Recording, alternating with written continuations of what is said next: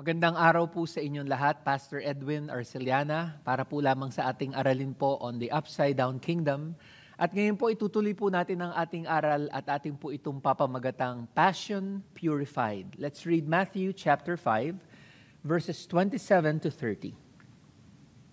You have heard that it was said, "You shall not commit adultery." But I say to you that everyone who looks at a woman with lustful intent has already committed adultery with her in his heart. If your right eye causes you to sin, tear it out and throw it away. For it is better that you lose one of your members than your whole body to be thrown into hell. And if your right hand causes you to sin, cut it off and throw it away. For it is better that you lose one of your members then your whole body go into hell. Una-una po sa lahat, ang ating pong binasa po na ito ay patungkol po sa pangangalunya, adultery, at ang topic po ng sex and lust. Hindi ho madali. Ako na una-una pong magsasabi po nito nung inaaral ko nga po ito, sinasabi ko, Panginoon, mahirap itong topic na to, mabigat, pero napaka-importante. Dahil yun nga ho, yung kabigatan po niya at yung hirap po na i-address po nito, yun ang nagiging dahilan kung bakit sobrang importante dahil hindi ho siya napag-uusapan. Dahil madalas, pagdating po sa question po on lust, lagi ho may kasamang shame ho yun or nahihiya po tayo, kahihiyan ang ating nararamdaman. Hindi ho natin binubuksan. In fact, magugulat po tayo. Marami po na magkakaibigan, akala po ninyo, matagal na po niyang kilala, pero marami pa rin po siyang tinatago. Lalo-lalo na po sa aspeto po na ito. At siguro gusto ko pong simulan na makita po natin that Jesus is not against sex. In fact, the reason po why He went straight to the 7th commandment, which is, you shall not commit adultery, naiintindihan po niya that the relationship between a husband and wife is one of the most foundational relationships in the world. Alam po natin si Adan at si Eva nagsimula, babae at lalaki ho mag-asawa. Kaya ho, in-address po ni Jesus po itong topic po na ito on adultery. He was actually telling us this is very important. He is highlighting the importance of sex in the life of a married couple, and the most important po connection really is intimacy. Na meron po silang binibigay po sa isa't isa na sila lamang po ang makapagbibigay at yun po ang kanilang sarili. In fact, modern neuroscience confirms this. The purpose of sex really is to strengthen the bond and to strengthen the union emotionally and physically ho ng mag-asawa. Meron po yung tinatawag po na chemical na oxytocin. Ang oxytocin po, babasahin ko po, is a chemical released from the brain when people have sex. Also called the love hormone, its function is to help build trust and strengthen the relationship bond between the individuals. The more the persons engage in sex, the stronger the attachment becomes. Yung oxytocin po, literal po itong chemical na pinoproduce po ng ating brain. At yung connection po ng dalawang tao, pag sila po ay nagsisex, tumitibay, lumalakas, patuloy po siyang lumalalim, the more po silang nagtatalik or the more po silang nagsisex. Ngayon, sa mag-asawa, this is great. Kasi po, the more you engage in intimate relations, the more your relationship will become stronger, the more you will be deeper in your love, connection, emotionally, physically, in every way, your whole being, literal po, you will become one flesh. Kaya kung kayo'y mag-asawa, sobrang ganda po nito. Ang isang purpose po ng sex is to strengthen that relationship so that it will last a lifetime. But if you are not married, this is terrible kasi pagka nagkaroon ng breakup, ayun na po. Sira na ang hindi lang yung relationship, pati yung isip ninyo at puso ninyo, darating ang panahon po na yung puso ninyo talagang punit-punit na po siya. And that's the reason why, ang teaching po na ito, sinabi po, basahin po natin, Matthew 5 verses 27, you have heard that it was said, you shall not commit adultery. Hindi lang po ito sa mag-asawa. Yung sinasabi po dito ng Panginoon is really any sex outside marriage. Sabi po ni Charles Swindoll, Jesus' teaching has to do with all forms of sexual immorality. Timothy Keller said, the word adultery means sex outside a covenant. But inherent in the idea of sex outside a covenant is the idea that it's also wrong to have sex without a covenant. Yan po yung sex between two unmarried people. Ang tawag po dyan ng Bible is fornication. So from here on, pag sinabi po nating adultery, it has to do with all forms of sexual immorality. At nakita po natin yon. Even neuroscience confirms the importance of having an exclusive relationship with one person in marriage so that that union, that covenant po will be strengthened. Of course, through sex and through their love for one another. Sabi po ni Timothy Keller, the Bible teaches adultery is wrong because of what sex is supposed to be.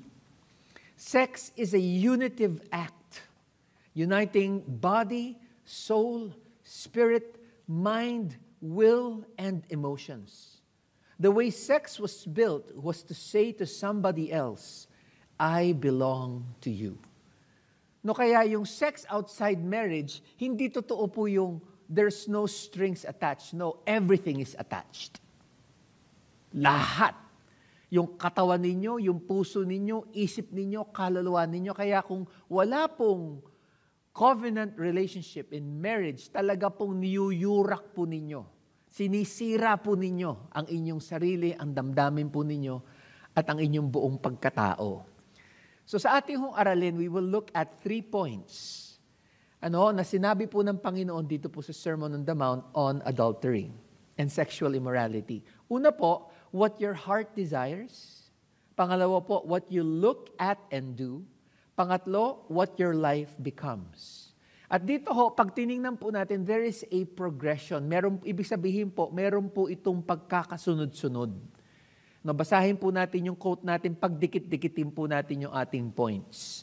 What your heart desires will impact what you look at and do and will ultimately determine what your life becomes.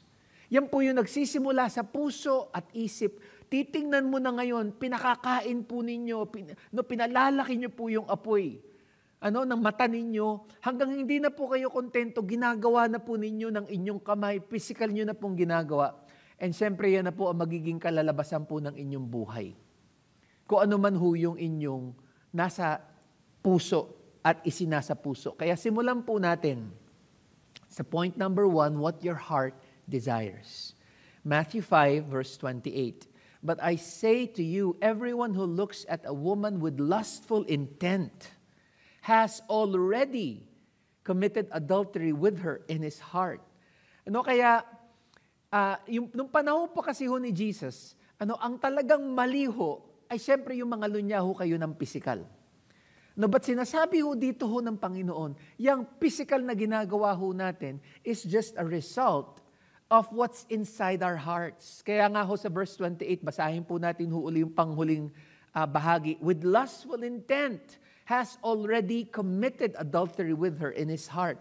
Ibig sabihin po, adultery is just a final step in a long process. Ito na ho yung pinaka-huling ginagawa natin, pero hindi po doon nagsimula. Nagsimula po lahat yan, like anger, nung ating mga huling aralin, from the heart. Sabi po ni Warren Wiersbe, the desire and the deed are not identical. But spiritually speaking, they are equivalent.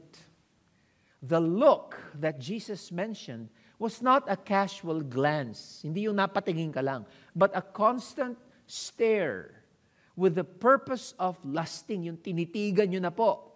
It is possible for a man to glance at a beautiful woman and know that she is beautiful, but not lust after her. The man Jesus described looked at the woman for the purpose of feeding his inner sensual appetites as a substitute for the act. It was not accidental. It was planned. Kaya dyan na ho pumapasok po yung, paano ho ba tayo tumingin? Sa ibang tao? Tama ho ba yung ating pagtingin or ating po silang pinagnanasahan po ng mga bagay po na mahalay? Sa Tagalog, lustful thoughts. And siyempre, alam na ho natin ngayon yan, grabe na po ngayon ang epidemic po, ang plague of pornography. Today, we are tormented by the terrible and dreadful plague of pornography. Nung ako po'y bata pa, wala pa hong internet. Siguro marami po sa inyo, nung bata ho kayo, wala pa hong internet. Nung lumalaki po ako as in bata when I was preteen. Pero ngayon, grabe na po. At ang problema ho dyan, alam po natin yan na po ang lason na pumapasok sa ating puso at isip at nilalason po the way we look at people. Ang problema po dyan, you look at people not as human beings made in the image of God to be loved and cared for. Ang tingin nyo na lang po sa kanila ho ay mga kasangkapan. Para kayo ho ay makapagparaos sa kanila dahil sa inyong mga mahahalay ng pagnanasa. Lalim po ng Tagalog. Yung mga salaman na lamang po siya. Ang problema po dyan, nakaka-apekto rin po yan sa ating mga relationships dahil titingnan nyo na lang po yung tao para magamit siya. Yun ang dahilan po kung bakit ang mga mag-asawa, kapag ka nag-porn na po ang isa ho sa kanila, or kahit dalawa po sila, alam nyo ho, sira ang marriage. Meron pong isang research, basahin po natin, in a study titled, Till Porn Do Us Part, an examination of pornography use and divorce. Tinignan po nila, 2,120 married adults were surveyed. Mga 8 years po nila ang inaral.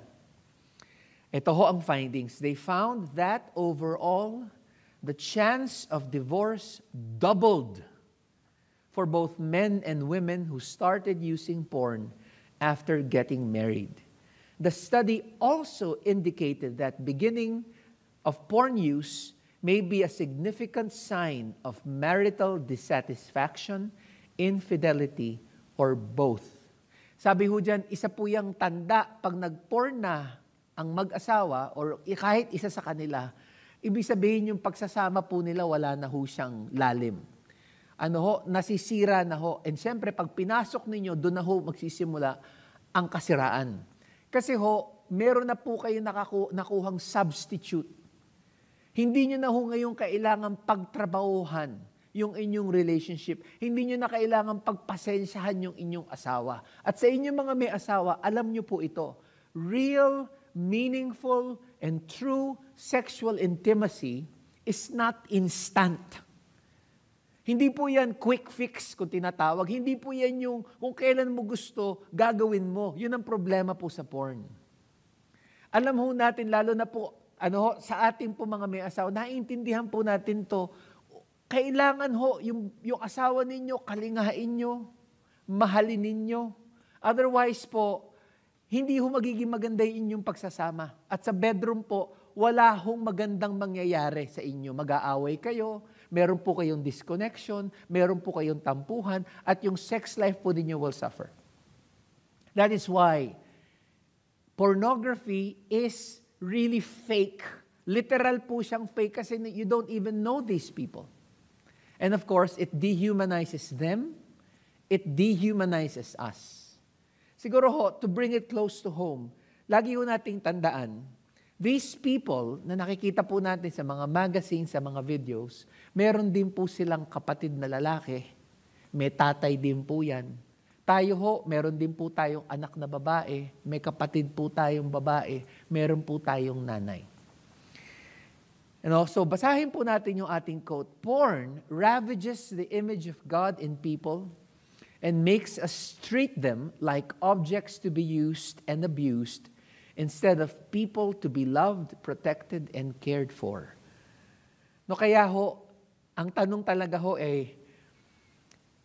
how would we feel if men looked at our loved ones that way? Kung kapatid niyo po kaya yung babae, or kung nanay niyo po kaya yun, or kung anak po ninyo, how would you feel? Kaya ngayon, lalo na ngayong lalalim po ito dahil sa AI, artificial intelligence, digitally enhanced images. So may mga tao nagsasabi, okay lang naman yun, di ba? Dahil hindi naman human yun, digital nga eh. So hindi ko siya dinidehumanize. Alam niyo po, what you are or who you are dehumanizing is yourself. Kasi how will you look at women now? Ang tanong, paano mo ngayon tatratuhin yung mga relationships mo with other people? Talagang kasangkapan na lang po ang tingin po ninyo sa kanila dahil, sasabi nga ho sa Tagalog, talamak na po tayo. We are already addicted. That's the problem. Kaya ho sabi ng Proverbs 6, ito po yung warning nung wise man sa mga kabataan actually. Itong book of Proverbs is meant to be a guidebook for young men. Sabi po ng verse 25, do not lust in your heart after her beauty, or let her captivate you with her eyes. At yun ho ang nakakalungkot po ngayon kasi dahil po dahil laganap na po ang pornography po ngayon, ang ating pong mga binata't dalaga, hindi na po sila marunong makirelate sa opposite sex. Lalo na po yung mga addicted dahil para sa kanila, gagamitin na lamang kita para sa aking pakinabang. Si Gary Thomas, sa kanyang napakaganda po na devotion for married couples, sinulat po niya the importance of being exclusive. Ibig sabihin po, pagdating po sa sex, kailangan within marriage at dapat sa asawa mo lang. Not just yung action na ginagawa po, but really po yung mind and yung heart mo. Kasi it will affect the way you live. Sabi po niya, though God calls a man to focus all his sexual attention on one woman, he decides to seek sexual satisfaction from women in general. Sa lahat na. He looks wherever he wants to look. He has spent his entire life seeking satisfaction from the female gender instead of waiting and then setting his desire on one female in particular. This makes him less inclined to move toward one particular woman, and it rips apart the exclusive foundation on which an intimate marriage is based. Now, pause muna tayo ron sa mga lalaki. Hindi ho siya nakatingin sa isang babae lang. Nakatingin siya sa lahat ng kababaihan. At doon po niya pinagpepiestahan po niya ng kanyang mata, ng kanyang puso. Mali ho yun. Kaya apektado po yung kanyang exclusive relationship sa kanyang asawa dahil marami na pong kapalit at kaagaw ang kanyang misis. Kaya yung relationship niya, kahit hindi ho siya nangangalunya ng panlabas, wala ho siyang number 2. Ang dami ho niyang number 2, 3, 4, 5, 6, 7 hanggang 100. Yung kaagaw ng kanyang misis sa kanyang puso. Yun ho ang problema. Ngayon sa babae naman po. In the same way, a woman gets tempted away from biblical modesty to seek approval from men in general. Instead of finding her sense of fulfillment in pleasing one man, a wife may dress in such a way that she knows excites sexual interest from men in general. Receiving this attention and perhaps even comparing it to the lack of attention she gets from her husband, a woman feels less concerned about her husband's connection to her. As long as she feels appreciated, she doesn't need any particular man's affection. Once again, the intimate wall has been breached. Grabe. Ayan na naman po. Yung mga babae naman, hindi niya na iniisip masyado yung mister niya kasi lahat naman ng lalaki pumapansin sa kanya.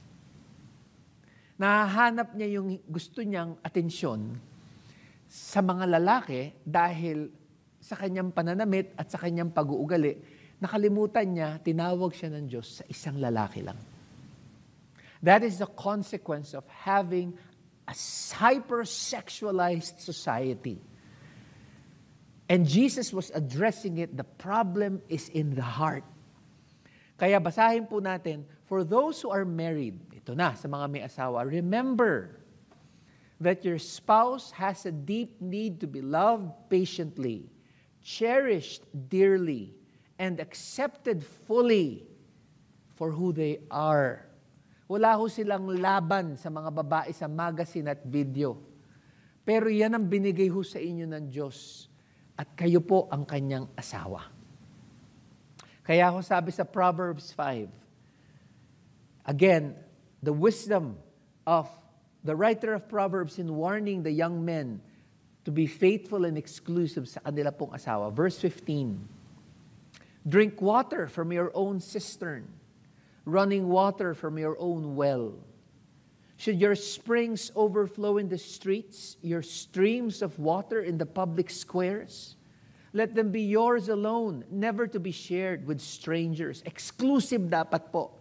May your fountain be blessed, and may you rejoice in the wife of your youth, a loving doe, a graceful deer. May her breasts satisfy you always. May you ever be intoxicated with her love. Grabe ho ito. Sinasabi ho ng Panginoon, actually hindi ako against sex. Binigay ko yan sa inyo. Pero dapat sa iisang tao lang and within the covenant relationship so that you will learn how it is truly to be faithful and loyal and understand the depths of my love also for you. No, kaya hindi ho aksidente kung bakit ang tawag po ng Diyos sa church, we are the bride of Christ. He is our husband. Grabe, no? Ang lalim po nun. At nais pong ituro ng Diyos ho yan sa atin through marriage. Tuloy po natin. Why, my son, be intoxicated with another man's wife or with pornography or with images of other people? Why embrace the bosom of a wayward woman? Isang babae hong pakawala. Ito na ho ang warning. For your ways are in full view of the Lord, and He examines all your paths. Yan. Kita po ng Diyos. At ito na ho, for those of us who are single, we must understand that self-control and remaining pure in thought and deed is the best preparation for a strong marriage. No, kaya ho, ang nais pong ituro ng Diyos sa ating mga dalagat binata ay self-control. That is the best preparation for marriage. Ito po kasi ho yun. If you do not practice self-control while you are single, what makes you so sure you will have self-control when you're married? Yan. Medyo isipin po natin yon. No, medyo pagbulay-bulayan po natin. Kasi ho, kung sanay po tayong bumigay, nung wala pa tayong asawa, pag may asawa po tayo, madali po tayong bibigay. Sobrang importante po ito. And I am saying this, not because I don't understand it, I am saying it because specifically I do. I married my late wife, my first wife. Alam naman po ninyo, she died in 2017. I was 41. Ang tagal ko pong binata.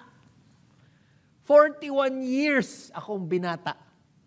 I was sent to Europe when I was 26 years old. First time I went to Europe. Kaya ho, literal po yan. Talagang naiintindihan ko po ang battle po ninyo na mga dalagat binata. So when I say, I have been tested in self-control, wow, maniwala kayo. Maniwala po kayo sa akin. Hindi ho madali. Lalo-lalo na po yung aking past life. Ay malalim po ang aking past life pagdating po sa sex and purity. Grabe po mga struggles ko dyan. Hindi ho siya madali.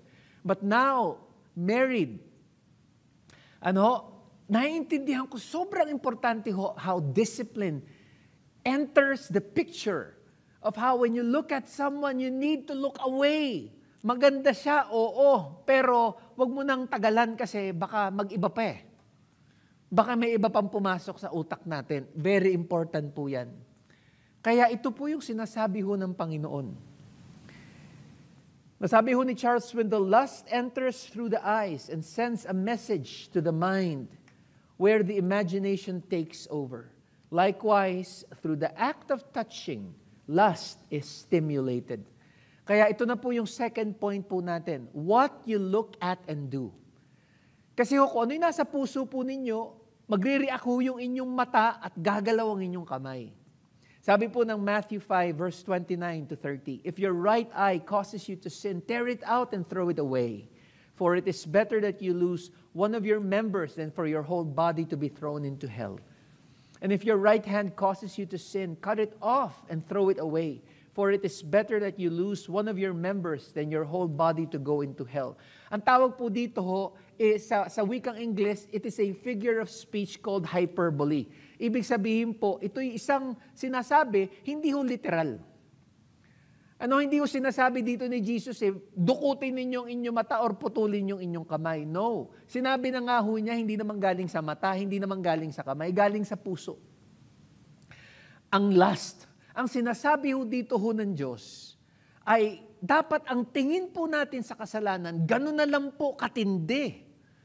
Na talaga hong puputulin po natin ang anumang bagay na nakakapagpadapa ho sa atin or nakapagpapadala po sa atin sa tukso at nakakapagdulot na tayo'y magkasala. Yung pong ibig sabihin po nito, kailangan maging radikal po tayo. Na when we say, puputulin ko talaga ang relationship, putulin talaga. Yung pong ibig sabihin po nito, basahin po natin. The aggressive and intense hyperbole used by Jesus was meant to shock His audience. He wanted to make them realize and grasp the destructive power of sin in a person's life. In fact, it's so destructive that it will get you so addicted and so inflamed for lust, you don't even notice it po. Your life is headed towards hell. Sinasabi po dito ni Jesus, you will be so engrossed in impure sex and immorality, you won't be even thinking about your soul. Napapunta ka na palang impyerno. Hindi mo namamalayan at sa totoo lang, wala kang pakialam. Grabe.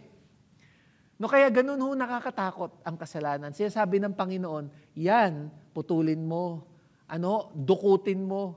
In fact, when Jesus said this, yung importance of the right eye, kasi ho, noong unang panahon, nung lalo na ho sa isang warrior, sobrang importante po ang kanyang kanang mata.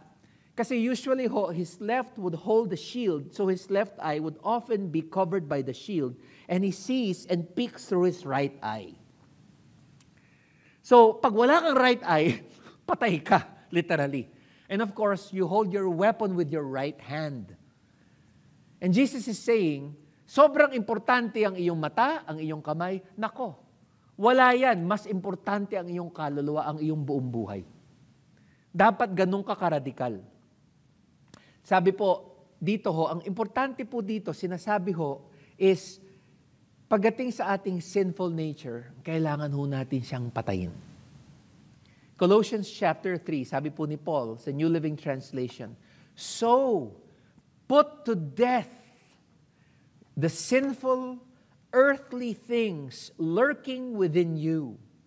Have nothing to do with sexual immorality, impurity, lust, and evil desires. Sabi po ni San Pablo, patayin mo ang anumang nananatili sa iyong lumang nature, sa iyong lumang pagkatao. Hindi na ikaw yan.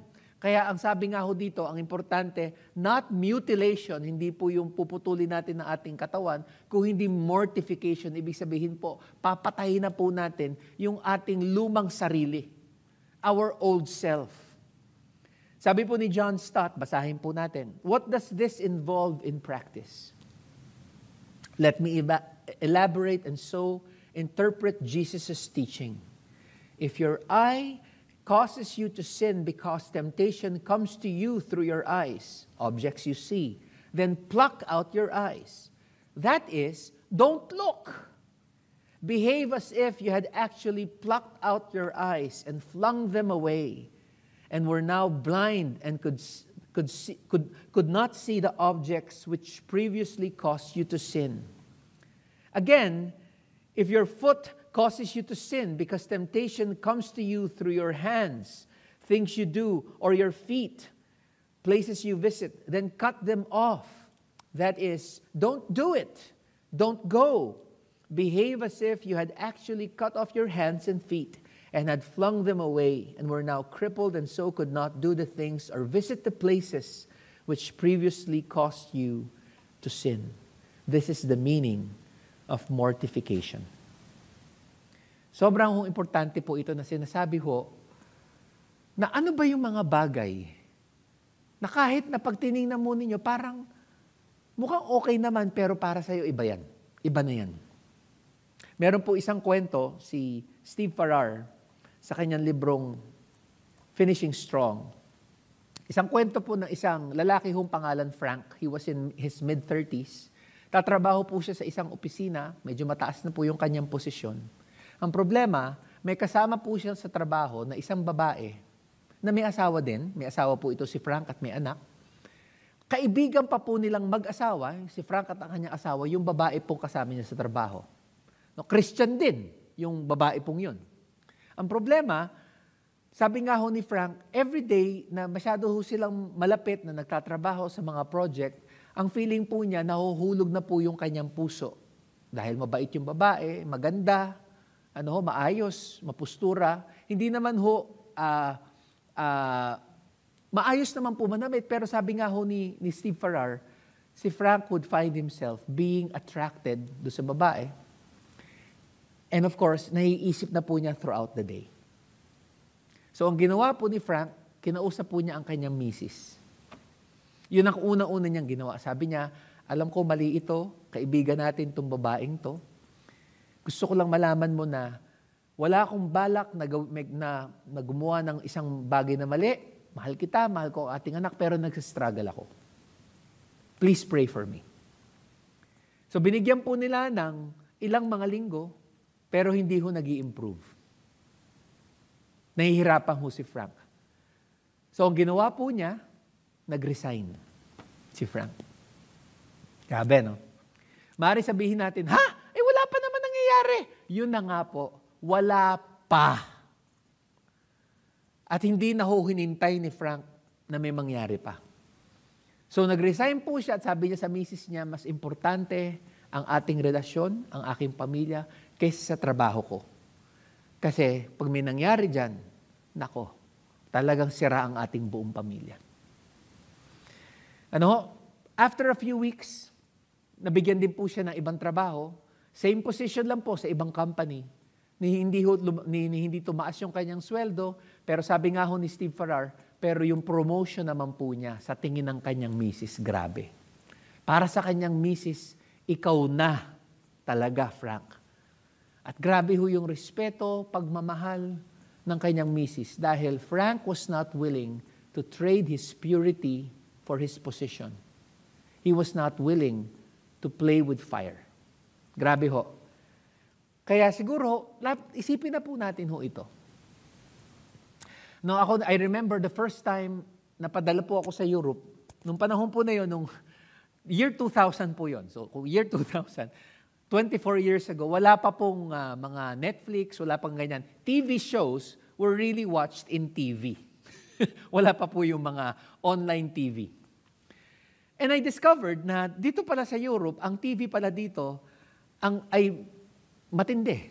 You can watch X-rated films even during the normal TV hours prime time, even in normal cable TV, na kahit na everybody's access. I remember I stayed there for 3 months during my first trip, and I literally had to bring out the television from my room, inilabas ko po sa sala. So for 3 months, naalala ko po yun, I did not watch TV at all. Why? Kasi it was my first time in a new continent, in a new city, in a new culture. Sobrang takot ko ho. I was 26 years old. Sobrang takot ko po sa sarili ko. I had my own room. I was all alone. Very scary. And I was afraid of myself. Kaya I did everything I could at that time to remove every source of temptation. Lalo na ho, malungkot. And of course, malamig pa ho doon. Winter time po yung panahon na yan. Kaya sobrang importante po ito. Tanong ko po, what are we doing in our own life? What do we see that we should do? And siguro ho, ngayon, I'd like to address both men and women. So this is really a warning for both men and women. Kasi hindi lang ho, of course, lalaki ang nai-involve sa porn. Alam po natin yan. Bagamat mas marami, of course. But tulad po nung sinabi ni Gary Thomas, ang mga babae, important din po ang kanilang role.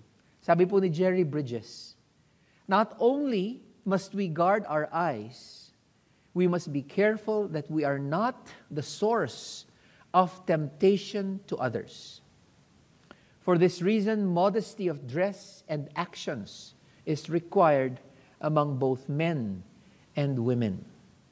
Sobrang importante po ito. So kayo mga lalaki ho, yung mga sobrang friendly na lalaki, na parang na tayo nakikipag-flirt, mali din po yun. Kasi iba na ho yung basa ho ng mga babae. Yung mga lalaki nagsasabing, ganito ko talaga, mali ka kuya. Dapat nag-iingat ka. Kasi baka may iba nang nangyayari sa puso ng babae. You should be aware, you should be vigilant, hindi ka dapat pa-cute. Dapat naiintindihan mo, this can lead into something more, and baka nagbibigay na ako ng mga mixed signals. Sa mga babae naman po, ate, sa ating pananamit, the way we also interact, very, very important yung modesty at tama hong paghawak sa sarili. Because of course, in Proverbs, the wise man doesn't just warn the men to not do this, but he is also warning them of certain people. At ang isa na po doon, of course, the immoral woman. Sabi po ng Proverbs 7, basahin po natin kung ano ba yung immoral woman po na yan. She took hold of him, yan po yung lalaking medyo walang naiintindihan, and kissed him. And with a brazen face, wala hong kahihiyan, she said, I came out to meet you. I looked for you and have found you. I have covered my bed with colored linens from Egypt. I have perfumed my bed with myrrh, aloes, and cinnamon. Come, let's drink deeply of love till morning. Let's enjoy ourselves with love. My husband is not at home. She has gone on a long journey. At sabi po sa verse 21, with persuasive words, she led him astray. She seduced him with her smooth talk. Nakakatakot po yan. Kasi kahit ang babae, dapat din po tayong mag-ingat. And of course, mga lalaki, mag-ingat din po kayo sa mga ganyang klaseng babae. Kaya sobrang important po itong sexual ethic po na tinuturo ho ng Panginoon sa atin. Sabi po ni John Stott, it is one thing to make yourself attractive. It is another to make yourself deliberately seductive. You girls know the difference. So do we men. Sobrang importante ho ito. Kaya sabi po ng 1 Corinthians 6, ito po ang utos po sa atin. Flee from sexual immorality. Takbo! All other sins a person commits are outside the body. But whoever sins sexually sins against their own body. Kaya balikan po natin yung sinabi ng Panginoon, dukutin mo, tanggalin, putulin mo. Ito ho ang tanong po natin. We must cut off from our lives anything that causes us to sin. Ano ho ba yung mga yun? Let's stop flirting and refuse to any advances. Dapat ho, wag tayo mag-responde dyan. Made towards us, wag tayong pumatol. We must not revive old relationships. Minsan nakakatakot po yan, lalo na ang social media. Yung nakita po ninyo uli, yung inyong dating boyfriend, nasa Facebook siya. Nako, delikado po yan. Meron ka ng asawa at mga anak. Siya rin, meron na rin asawa at mga anak.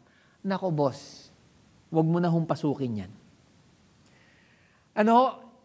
Kung kailangan po nating paltan ng ating telephone number dahil may nangungulit po sa atin, gawin po natin. Kung kinakailangan nating tanggalin ang ating social media, gawin ho natin. Nothing is worth our soul. Nothing po is worth the life that we have with the people that we love.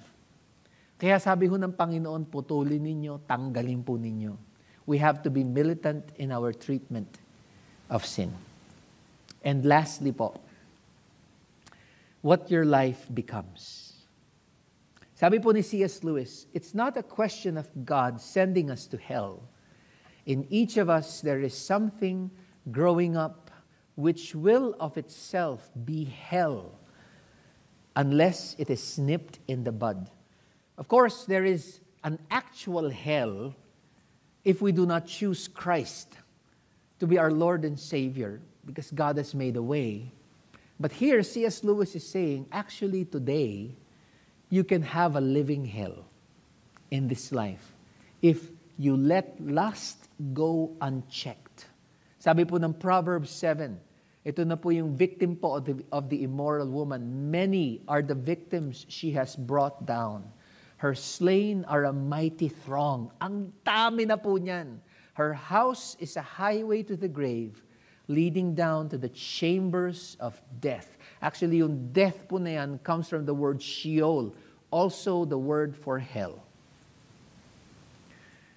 Kaya, sa inyo ho na mga nagkaroon na po ng grabing sakit po na karanasan because of adultery. Maybe your family po was broken because of adultery and unfaithfulness by one of your parents. You know how it feels. If you're married and you experience betrayal, you know how it feels. You know how adultery destroys everything it touches. And how sexual immorality destroys everything it touches. Kaya yun po yung safeguard po sa atin ng Panginoon. If we leave it unchecked, we will have a living hell. What your life will become will not be good. Yun ho ang nakakalungkot. Sabi nga ho ni Ralph Waldo Emerson, sow a thought and you reap an action.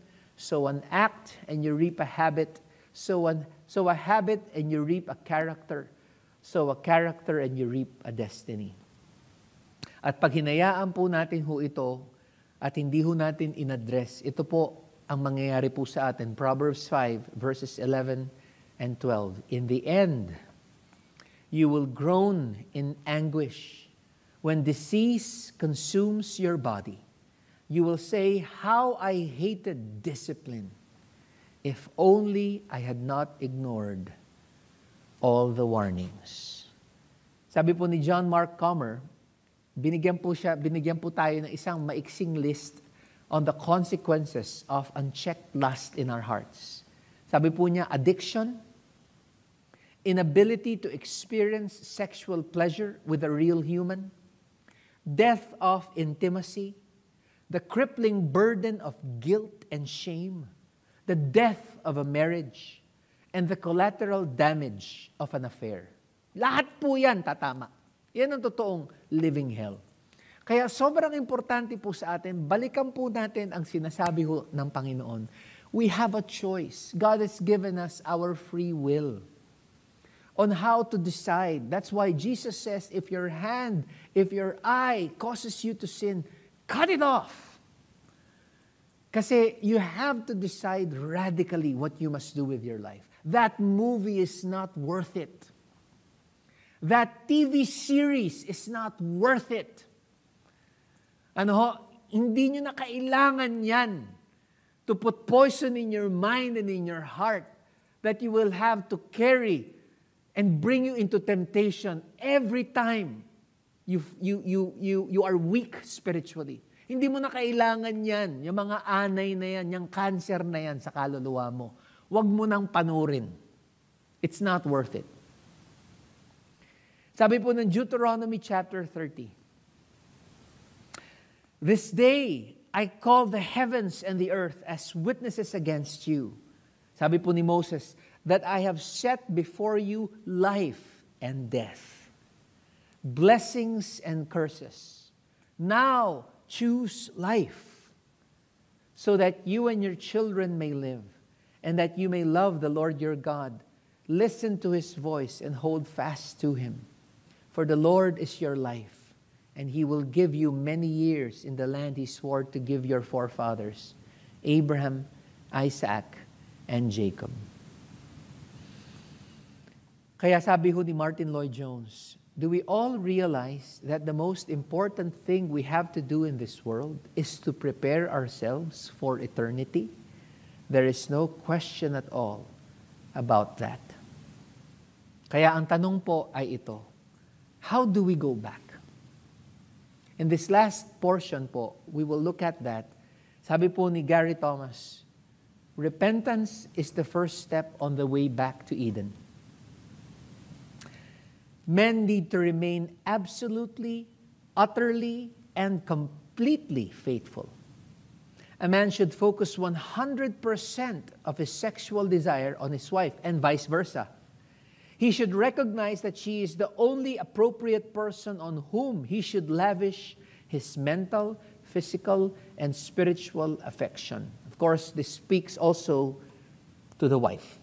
Husband mo lang ang dapat.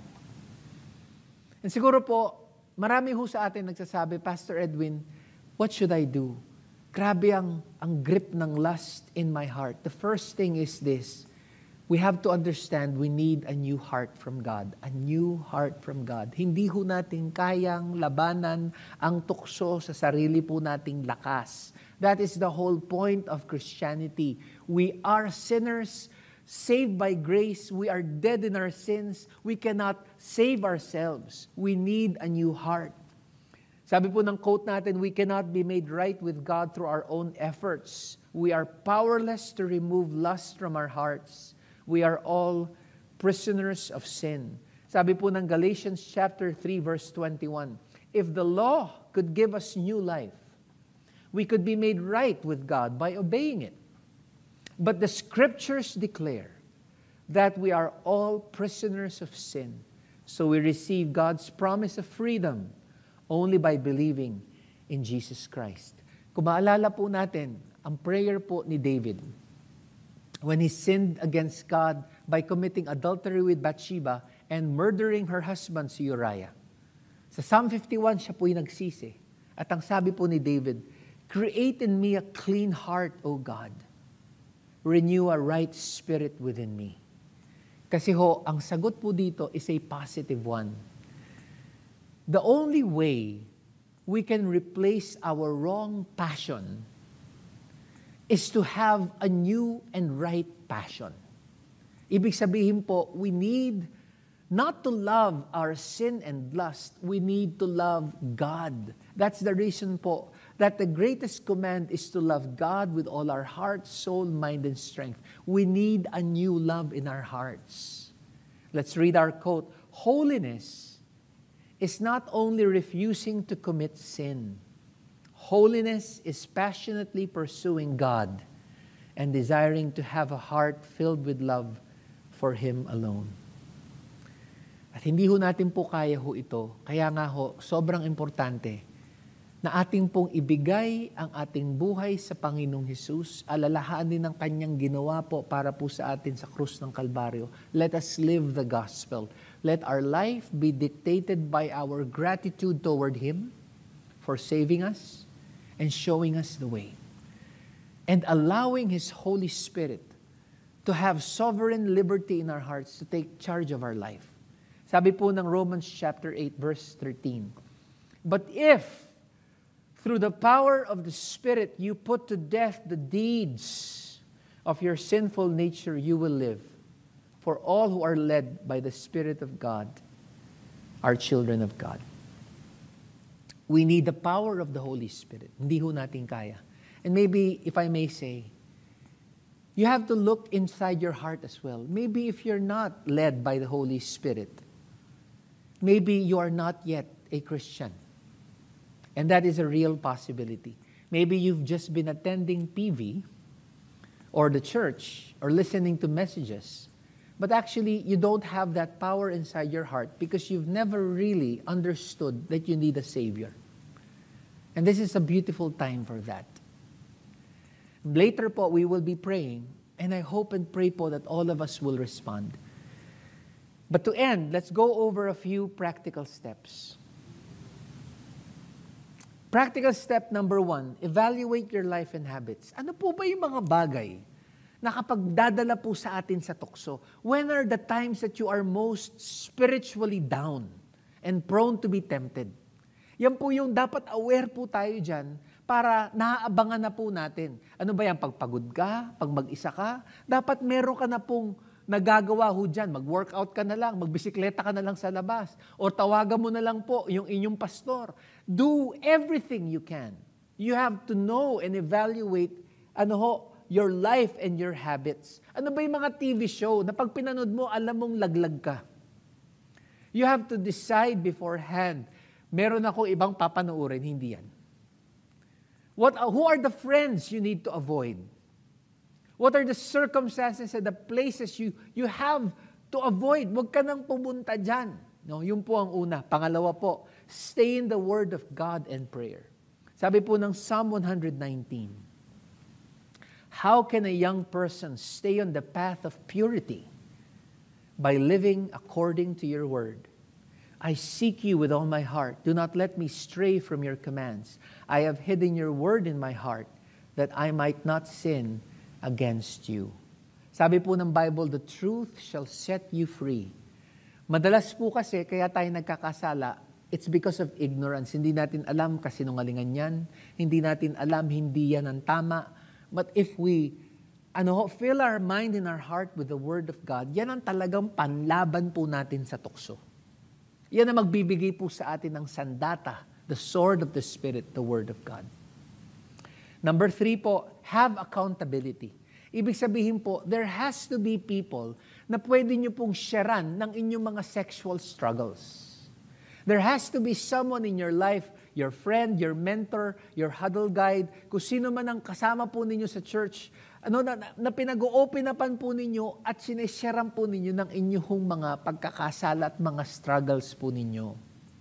Now, for those who are married, I hope and pray that your wife, your husband, is actually the person you can share your sexual struggles with. That's how you know that you have a strong relationship with no shame. Remember, Genesis, before the fall of man, they were naked and yet felt no shame.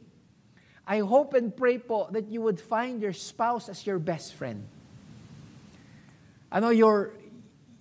The lover, truly knows who you are. But of course, for those of us who are still recovering, maaaring yung marriage natin medyo mabigat, you have a friend here in PV. Look for a huddle. If you want to talk to the pastors, kung gusto niyo pong medyo sikreto, go to the website. No, we will just get in contact with you. If you know someone po from the church who knows the pastor, talk to that person. You need accountability. Sabi po ng Hebrews chapter 13, verse 12. See to it, brothers and sisters, that none of you has a sinful, unbelieving heart that turns away from the living God, but encourage one another daily, as long as it is called today, so that none of you may be hardened by sin's deceitfulness. Pang-apat po, work on disciplining yourself. Ibig sabihin po, dapat yung katawan po natin, hawak po natin. Huwag tayong bumigay sa hinihingi ng ating laman. Sabi po ni Paul, I buffet my body, I make it my slave. And sabi po niya kay Timothy sa chapter 4 ng 1 Timothy, train yourself to be godly. For physical training is of some value, but godliness has value for all things, holding promise for both the present life and the life to come. At yung discipline po na ito also has to do, friends, with boundaries. Dapat you set boundaries for yourself. If you are a pastor, you have to set boundaries for yourself. There are people you just cannot counsel. There are topics you just cannot talk to anyone about. There are boundaries. You have to discipline yourself. Hanggang dito na lang ako. Hindi na pwede yan. Otherwise, talagang sasabog po. We have to train ourselves to be godly. Kasi sin blindsides us. At madalas, ang problema po natin, mayabang po tayo. At akala ho natin, hindi tayo babagsak. Akala natin, hindi natin weakness yan. Matakot po tayo sa ating sarili. Sabi po ng 1 Corinthians chapter 10, verse 12. Therefore, let anyone who thinks that he stands take heed lest he fall. matakot ka. And of course, sobrang importante po yan. Number 5 po, surrender your sexual desires to God. Siguro po, gusto ko po itong i-address, lalo na ho sa mga singles, even those people who feel that God is calling them to the single life. Maybe even those who are struggling with masturbation or self-pleasuring. Now maybe we can ask, Pastor, paano na kung wala naman akong asawa? What will happen? Ito ho, napakaganda. Pakinggan po natin. Sabi po ni Pastor Paul Carter, we don't have a quote, but please listen. Despite all of what scriptures say in support and celebration of human sexuality, the Bible makes it very clear that you can be fully and entirely human without ever having it. Jesus never had it, nor did Jeremiah, or John the Baptist, or Elijah, or the Apostle Paul, at least for the better part of his life. Sex is natural for human beings, but not necessary.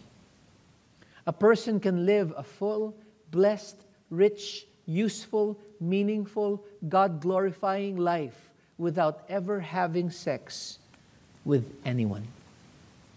And again, going back to my years as a single person until I was 41. And of course, when I got widowed, single na naman ako. We don't need it to be a complete person. Remember, Jesus Christ. Sobrang importante po. And lastly, number 6, don't let your past sexual sins hold you back. Sabi po ni Timothy Keller, one of the many ways that the enemy keeps us from being used by God is he always brings back our sexual past. And so that we are immobilized by our guilt. No, Jesus rejoices in taking our broken past sexual life and rebuilding it again to be a trophy of His grace. Remember John chapter 4, the woman by the well, married 5 times, was living in with a 6th partner. No, she was so thirsty and hungry for love from man. But when she found Jesus Christ, she understood all she needed was the lover of her soul, Jesus Christ. Kaya ang sabi po ng John chapter 4, verse 13, Jesus said to her, "Everyone who drinks of this water will be thirsty again. But whoever drinks of the water that I give him will never be thirsty again. The water that I give him will become in him a spring of water, welling up to eternal life." And of course, remember, Bathsheba, remember David and Bathsheba. Bathsheba was an ancestor, of course, of our Lord Jesus Christ. Nasa genealogy po yan ni Jesus sa Matthew. Na kahit po she was an adulterer, she was an immoral woman, God restored her and redeemed her. And of course, God used her. And ganun din po sa atin. I hope and pray sa ating pong aralin po na ito, naintindihan po natin, nakita po talaga natin ang importance po of the sexual ethic that Jesus is giving us. And as we sing this song, let's remember po that our hearts belong to God.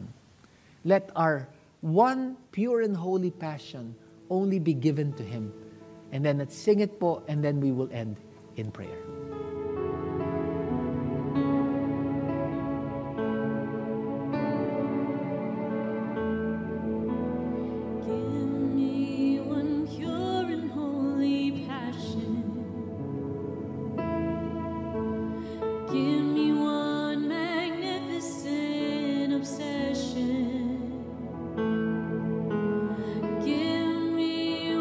Glorious ambition for my life.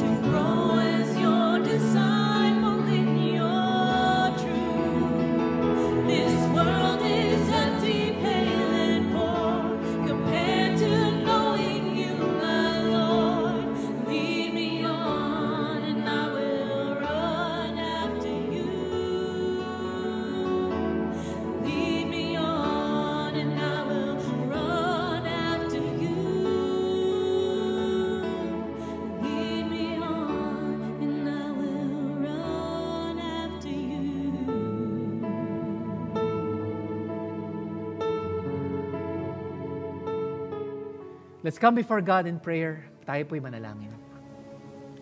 Aming Ama, nagpapasalamat po kami, O Diyos. Thank you so much, Lord, because we cannot save ourselves. We need a new heart.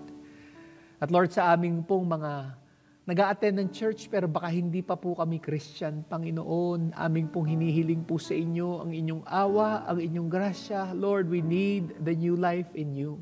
Lord, receive our life today. Father God, we acknowledge our sinfulness. We acknowledge the lust in our hearts. We acknowledge, Lord, the impurity in our thoughts. Lord God, patawarin po ninyo kami. At Lord, we claim right now the blood of Jesus Christ that cleanses us from every sin. The blood that was shed on Calvary's cross, Father. For the sake, Lord God, of those people, Panginoong Diyos, who are dying in their sins. Lord, kasama po kami doon. At Lord, sa oras po dito, aming po lamang hinihiling na bigyan niyo po kami ng bagong puso. Isang pusong dalisay, isang pusong malinis, aming Amang Banal. Isang puso, aming Ama, na mamahalin lamang po kayo, O Diyos, ng buong isip, puso, kaluluwa at kalakasan, aming Amang Banal. Father, give us, Lord God, that pure, one and holy passion, aming Amang Banal, for you.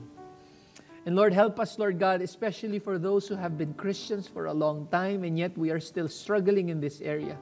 Lord, now we know it's in the area of our discipline, O God, and the desires of our hearts. We have been careless and lazy, Lord. Pagdating po sa aming spiritual life, hindi po kami, Lord, nagdedwell sa inyong salita at sa prayer, patawarin niyo po kami. Lord, naging masikreto po kami sa aming mga kaibigan, hindi po namin sinishare ang mga totoo naming mga struggles. Lord, patawarin niyo po kami. And help us now, Lord God, to cut off anything that will cause us to sin and stumble. Father, may we, Lord God, cut everything, O God, that brings us away from you or takes us away from you, Lord God. At Lord, sa oras po na ito, bigyan niyo po kami ng lakas at tapang na gawin po ang dapat po namin gawin.